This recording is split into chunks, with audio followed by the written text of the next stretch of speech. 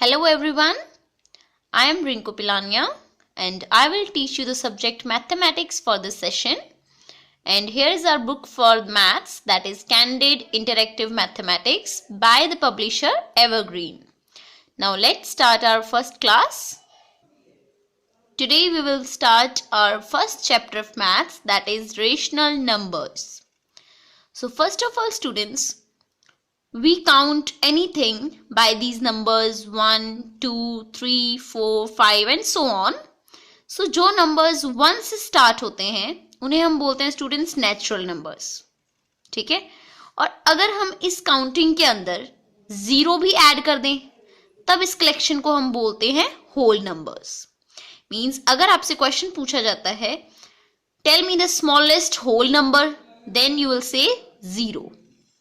And tell me the smallest natural number, that is 1.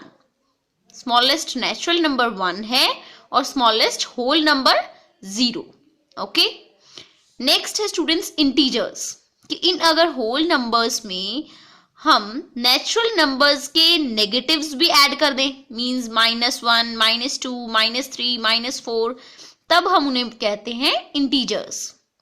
Integers आगे 2 types के हैं, जिनके आगे नेगेटिव साइन है उन्हें हम बोलते हैं नेगेटिव इंटीजर्स, एंड जिनके आगे पॉजिटिव साइन है या फिर आपको कोई भी साइन शो नहीं हो रहा उन्हें हम कहते हैं positive integers. Is that clear?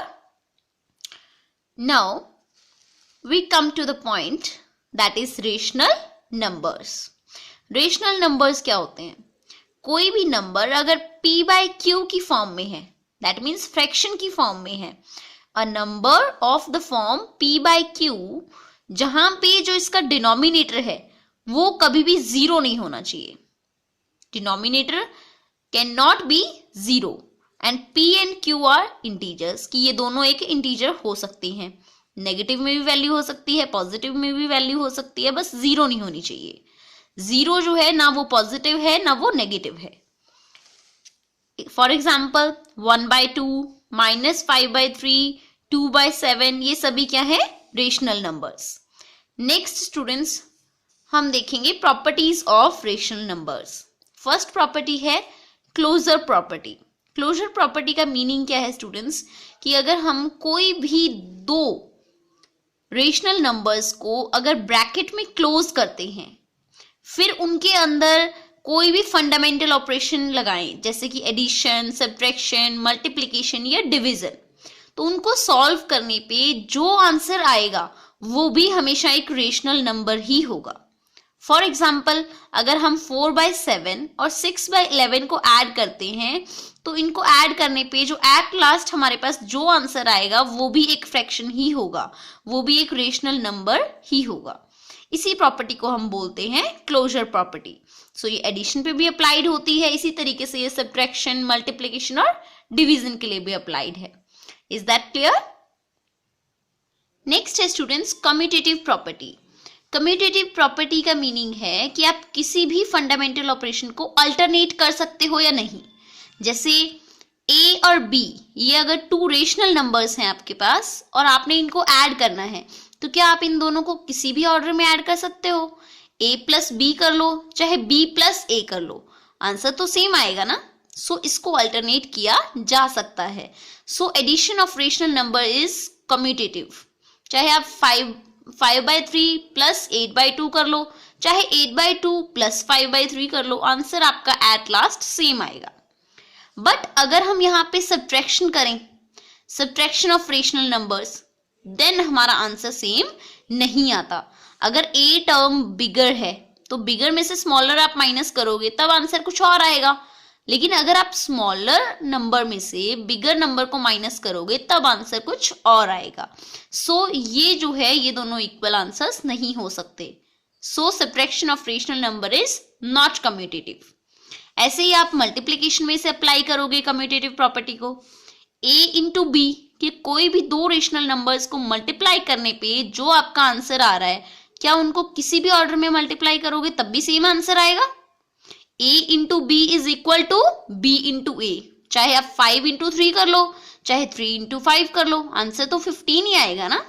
सो ये है आपकी कम्यूटेटिव प्रॉपर्टी मल्टीप्लिकेशन के अंदर। सो आप ये कह सकते हो कि multiplication of rational number is commutative. Next है students division. Division of rational number is not commutative because अगर आप कोई भी दो नंबर्स को, कोई भी टू रेशनल नंबर्स a या b, आप कोई भी ले सकते हो यहाँ पे 5/2 या 2/5, उनको अगर आप डिवाइड करोगे इस ऑर्डर में और बाद में आप करोगे b divided by a, then दोनों ही केसेस में आपका आंसर डिफरेंट आएगा। So we can say division of rational number is not commutative. Next है students associative property. Associative property का मीनिंग है कि आप किन्हीं भी, कोई भी, कितने भी नंबर्स हो रेशनल नंबर्स, उनके बीच में अगर आप कोई फंडामेंटल ऑपरेशन लगा रहे हो जैसे मल्टीप्लिकेशन, एडिशन, डिवीजन, कोई भी, तब आप उनको अलग अलग ग्रुप्स में डिवाइड करो और उस फंडामेंटल ऑपरेशन पे कोई फर्क ही ना पड़े।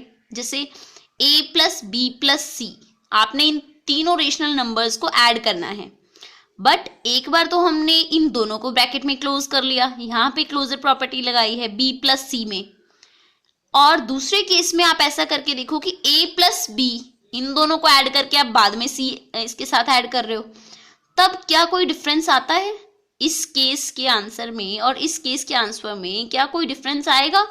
नो, क्योंकि addition of rational number is associative. बेटा आप अगर कोई भी टू रेशनल नंबर्स को ऐड कर रहे हो तब उनके एसोसिएशन में कोई डिफरेंस नहीं आएगा। अगर आप किसी भी टाइप से उसको अरेंज कर लो, चाहे इन दोनों को ब्रैकेट में कर लो, चाहे इन दोनों को ब्रैकेट में कर लो, आंसर आपका सेम ही आएगा। आप बॉयडमास का रूल हमेशा अप्लाई करोगे। बॉयडमास के रूल के अकॉर्डिंग क्या होता है, सबसे पहले ब्रैकेट ओपन करो। सो आप सबसे पहले ब्रैकेट को सॉल्व करते हो, बाद में इसमें ये वाला नंबर ऐड करोगे, तो इसी के अकॉर्डिंग आपने इसको सॉल्व करना होता है। नेक्स्ट, लेकिन आप इसी चीज को सब्ट्रैक्शन में अप्लाई करोगे स्टूडेंट्स, तब आपका आंसर सेम नहीं आता। सो ये प्रॉपर्टीज आपको लर्न करनी है।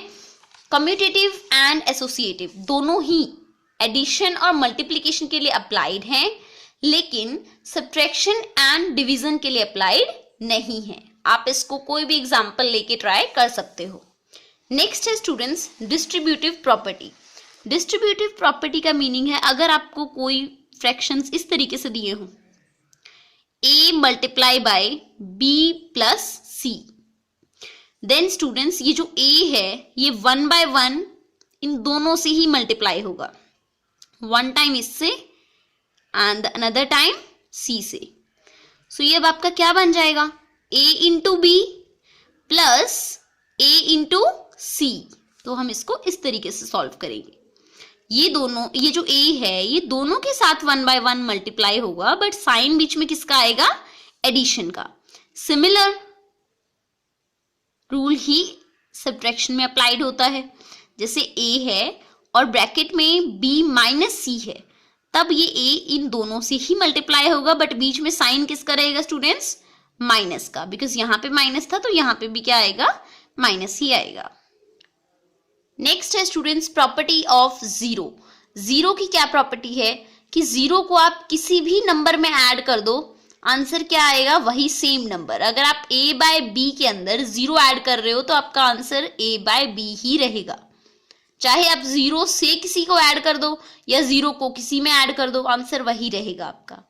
नेक्स्ट है रोल ऑफ वन। वन की होती है students multiplicative identity. Multiplicative identity means one को किसी से भी मल्टीप्लाई कर लो, आपका आंसर सेम ही रहता है। जैसे अगर आपने a बाय b से 1 को मल्टीप्लाई किया है तो आंसर a बाय b ही रहेगा। जिस रेशनल नंबर से मल्टीप्लाई करोगे आंसर आपका वही आ जाएगा। नेक्स्ट है एडिटिव इनवर्स। एडिटिव इनवर्स और रेसिप्रोकल, टू डिफरेंट कॉन्सेप्ट हैं students, please listen to me carefully. Additive inverse का मीनिंग है negative of a rational number. कि मान लो मैंने आपको एक रेशनल नंबर दे दिया a बाय b, अब अगर आपसे पूछा जाए एडिटिव इनवर्स, इसका एडिटिव इनवर्स होगा इसका negative, means minus a by b। So negative of a by b is equal to minus a by b, और यही क्या है इसका additive inverse. Is that clear? Next term is reciprocal of a rational number. Reciprocal होता है students कि first rational number के अंदर जो न्यूमरेटर है वही अगर नेक्स्ट नंबर में डिनोमिनेटर बन जाए और जो यहाँ पे डिनोमिनेटर था वो न्यूमरेटर बन जाए, तो ये होता है इसका उल्टा, यानी कि इसका रेसिप्रोकल। नेक्स्ट आप इसको और एक तरीके से डिफाइन कर सकते हो कि जिन टू नंबर्स का, जिनमें डिनोमिनेटर और न्यूमरेटर डिजिट सेम यूज हो रही हो, उन टू नंबर्स का अगर प्रोडक्ट 1 आ रहा है तो वो दोनों क्या है, एक दूसरे के रेसिप्रोकल हैं। जैसे यहाँ पे 7 से 7 क्रॉस हो जाएगा, -5 से -5 क्रॉस हो जाएगा, तो आंसर 1 आ रहा है ना। तो जिन टू रेशनल नंबर्स का प्रोडक्ट 1 आ रहा है वो एक दूसरे के क्या है, reciprocal. So 7/-5 is the reciprocal of -5/7। So students, आपने इसी सारी नॉलेज को यूज करके एक्सरसाइज 1.1 का बुक वर्क सॉल्व करना है। So let's start. Fill in the blanks. 0 has dash reciprocal. 0 के कितने रेसिप्रोकल होते हैं बच्चों? 0 का उल्टा क्या होगा? 0/0। सो इसका कोई रेसिप्रोकल नहीं होता। 0 का क्या है? No reciprocal. सो यहां पे आप फिल करोगे बच्चों no. Next, the reciprocal of -5 is, -5 का उल्टा क्या होगा? देखो, जिस भी नंबर के अंदर कोई डिनोमिनेटर ना हो वहां पे आप क्या लेट कर सकते हो? 1। सो अब इसका उल्टा क्या हो जाएगा? -1/5। ये आ गया इसका reciprocal. Then reciprocal of 1/x where x is not equal to 0 is, अगर x 0 ना हो तब इसका रेसिप्रोकल क्या होगा? x/1। सो आप यहां फिल करोगे x/1। सो स्टूडेंट्स, आपने इनको केयरफुली रीड करके इनके आंसर्स आपने राइट करने हैं। नेक्स्ट है right the rational number that does not have a reciprocal. कोई ऐसा रेशनल नंबर लिखो जिसका कोई रेसिप्रोकल ही ना हो। तो आपने फर्स्ट फिलअप किया था 0 has no reciprocal. So rational number में आप क्या लिख दोगे? 0, कि 0 का कोई रेसिप्रोकल नहीं होता। The rational number that are equal to their reciprocals 1/1 and -1/1, ये दोनों क्या है, एक दूसरे के रेसिप्रोकल्स के इक्वल है। सिमिलरली स्टूडेंट्स, आपने इनको राइट करना है और इसके बाद में आप नेक्स्ट स्टेटमेंट्स के लिए ट्रू या फॉल्स लिखोगे कि 0 is a rational number, then true, yes 0 is a rational number. Next, 0 is a identity element. Yes students, ये आइडेंटिटी एलिमेंट किसके लिए है? एडिशन का। नेक्स्ट, इसका भी आप लिखोगे true. But in the next statement, the product of -5/6 and 12/10 is 1. Students, 1 product किसका होता है? 2 रेसिप्रोकल्स का ना। अगर यहाँ पे -5/6 और यहाँ 6/-5 होता तो उन दोनों का प्रोडक्ट 1 आना था। इन दोनों का प्रोडक्ट तो 1 नहीं हो सकता, सो फॉल्स। सिमिलरली आप इन दोनों को सॉल्व करोगे। सो solve the first 3 questions of exercise 1.1.